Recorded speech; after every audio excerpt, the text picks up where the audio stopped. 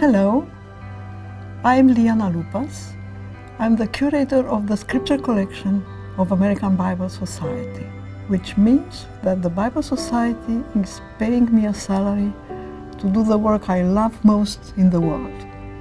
I'm in charge of a collection of some 46,000 copies of the Bible in some 2,500 languages and dialects.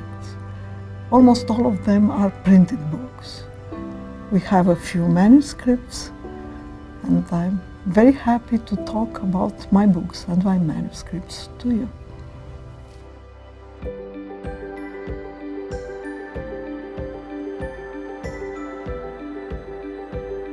Reina's Bible was published in 1569.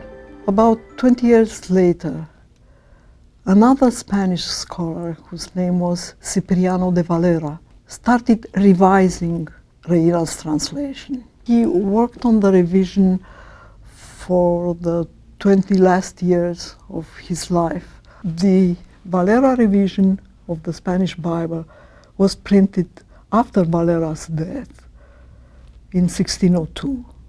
He didn't correct much. The main innovation he introduced was taking the so-called apocryphal books of the Old Testament from the place they had in the Latin Vulgate and putting them in a separate section between the Old Testament and the New Testament. The first person who did this was Martin Luther in 1534. The Reina Bible still had the so-called apocryphal books interspersed among the other books of the Old Testament. It was Cipriano de Valera who placed them, like Luther had done, between the two. Otherwise, he made minor corrections, but nothing really essential to what Reina had done. His title page, again, has a woodcut that has some symbolic meaning. In the center of this woodcut, we see a tree with two men, one on each side. One is planting, the other one is watering with a pitcher.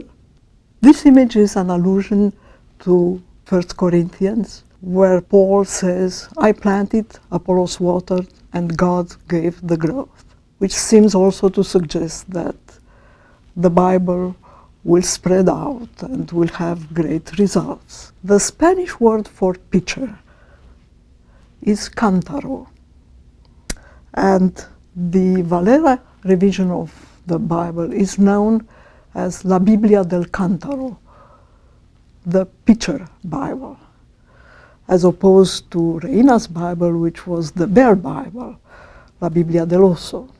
There were several revisions of Valera's revision of Reina's text. The most significant among them was done by ABS, actually, in 1960. It's known as the Revised Reina Valera Revisada, and to this day, it's the most popular Spanish Bible, much like the equivalent of the King James Bible for the English-speaking world.